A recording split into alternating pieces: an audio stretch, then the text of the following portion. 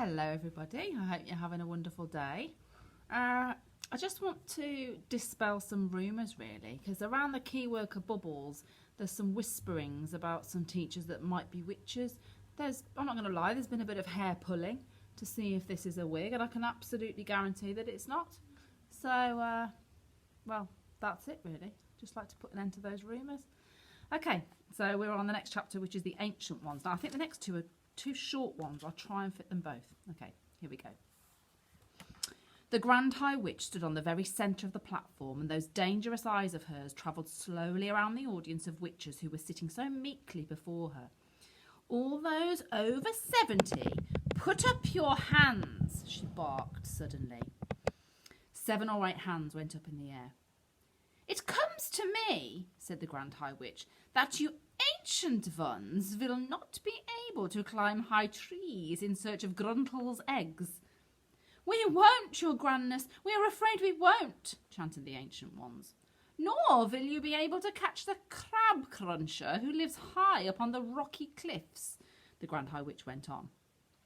I can't exactly see you sprinting after the speedy cat springer either, or diving into deep waters to spear the blabbersnitch, or striding the bleak moors with a gun under your arm to shoot the grobblesquirt. You are too old and feeble for those things. We are, chanted the ancient ones, we are. You ancient ones have served me well over many years, said the Grand High Witch, and I do not wish to deny you the pleasure of bumping off a few thousand children each, just because you have become old and feeble. I have therefore prepared personally with my own hands a limited quantity of delayed action mouse maker, which I will distribute to the ancient ones before you leave the hotel. Thank you, cried the old witches. You're far too good to us, your grandness. You are so kind and thoughtful. Here is a sample of what I am giving you, shouted the Grand High Witch. She fished around in a pocket of her dress and brought out a very small bottle. She held it up and shouted, In this tiny bottle is 500 doses of mouse maker. It is enough to turn 500 children into mice. I could see that the bottle was made of dark blue glass and that it was very small, about the same size as the ones you can buy at the chemist with nose drops in them. Each of you ancient ones will get those bottles, she shouted. Thank you, O most generous and thoughtful one, chorused the ancient witches. Not one drop will be wasted. Each of us will promise to squish and squallop and squiggle 1,000 children. Our meeting is over, announced the Grand High Witch. Here is the timetable for the remainder of your stay in the hotel. Right now, we must all go out on the Sunshine Terrace and have tea with that ridiculous manager. Next at 6 o'clock tonight. Apologies. Next, at 6 o'clock tonight, those witches who are too old to climb trees after Gruntle's eggs will return and report to my room to receive 2 bottles each of mouse maker. My room number is 454. Do not forget it.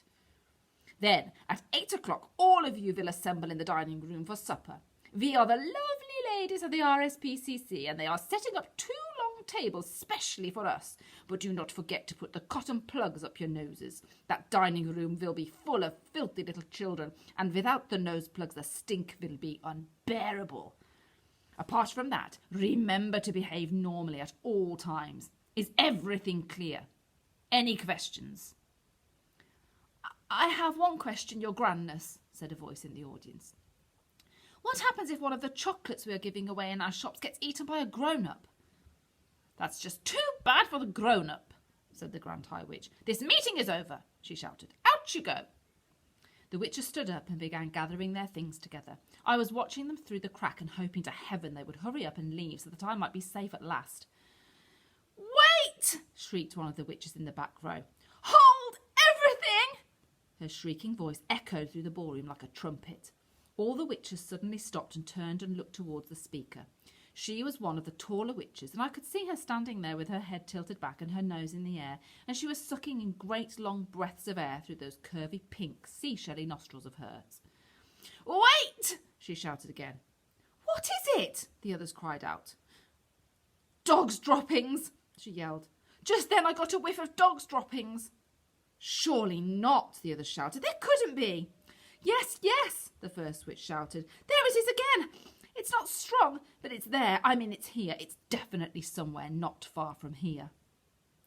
What's Stand down there, shouted the Grand High Witch, glaring down from the platform.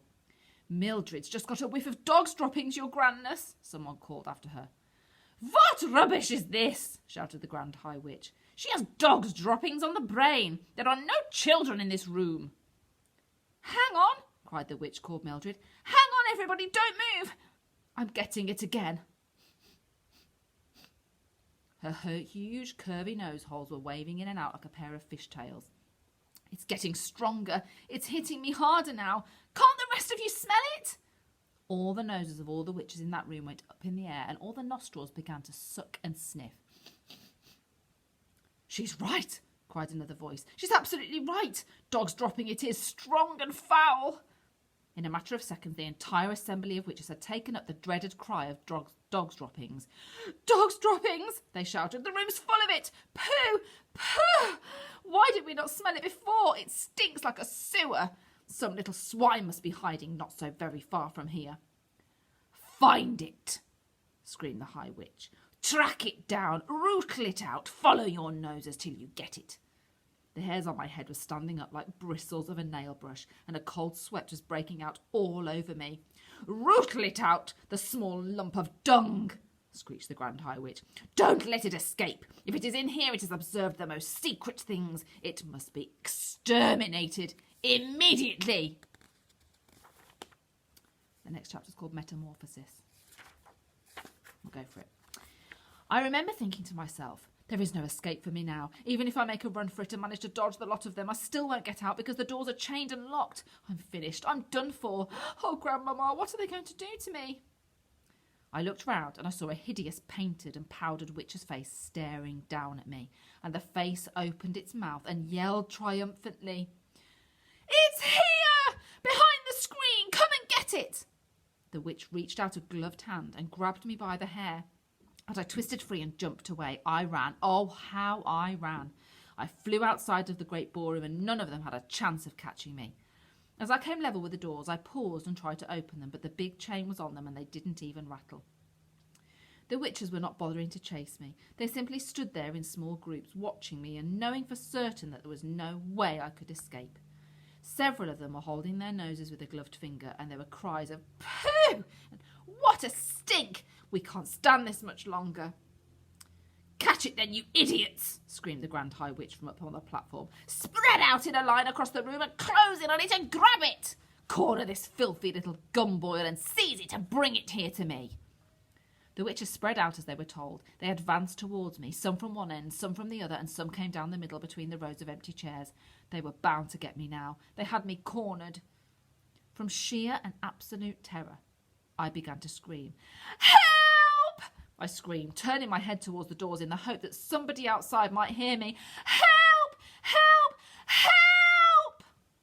Get it! Shouted the Grand High Witch. Grab it! Hold of it! Stop it from yelling! They rushed at me then, and about 5 of them grabbed me by the arms and legs and lifted me clear off the ground. I went on screaming, but not one of them clapped a gloved hand. But one of them clapped a gloved hand over my mouth, and that stopped me. Bring it here! Shouted the Grand High Witch. Bring the spying little verm up to me! I was carried onto the platform with my arms and legs held tight by many hands, and I lay there suspended in the air, facing the ceiling. I saw the most Grand High Witch standing over me, grinning at me in the most horrible way. She held up the small blue bottle of mouse maker and she said, Now, for a little medicine. Hold his nose to make his mouth open. Strong fingers pinched my nose. I kept my mouth closed tight and held my breath, but I couldn't do it for long. My chest was bursting. I opened my mouth to get one big, quick breath of air, and as I did so, the Grand High Witch poured the entire contents of the little bottle down my throat. Oh, the pain and the fire. It felt as though a kettle full of boiling water had been poured into my mouth. My throat was going up in flames. Then, very quickly, the frightful burning, searing, scorching feeling started spreading down into my chest and into my tummy and on into my arms and legs and all over my body.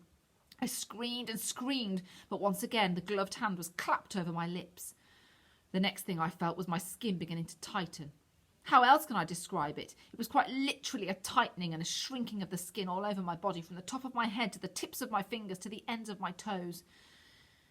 I felt as though I was a balloon, and somebody was twisting the top of the balloon and twisting, and the balloon was getting smaller and smaller, and the skin was getting tighter and tighter, and soon it was going to burst. Then the squeezing began. This time I was inside a suit of iron, and somebody was turning a screw, and each turn of the screw the iron suit became smaller and smaller, so that I was squeezed like an orange into a pulpy mess, with the juice running out of my sides.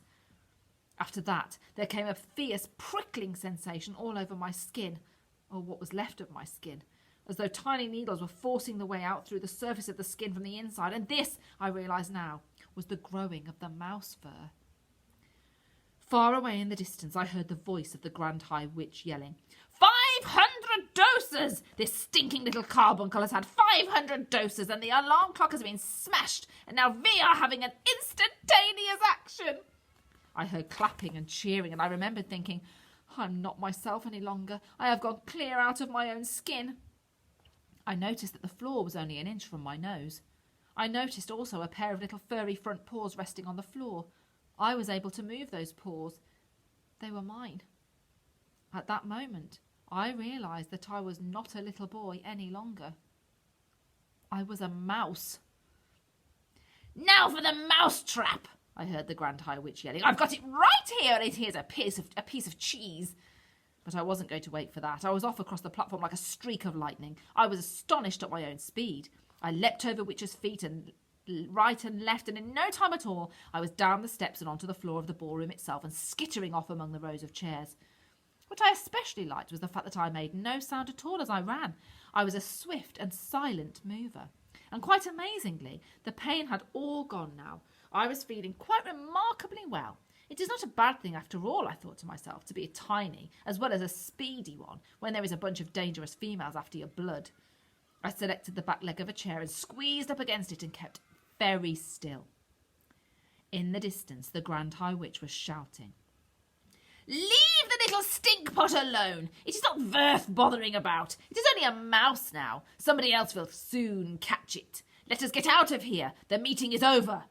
Unlock the doors and shove off the Sunshine Terrace to have tea with that idiotic manager. Now go! And that's the end. Oh gosh. What's going to happen to him? The next chapter is called Bruno. Maybe they make friends. Bruno and the boy. We'll see. Okay, right. Keep your eye out for those witches. Don't forget, always in gloves. Nothing here.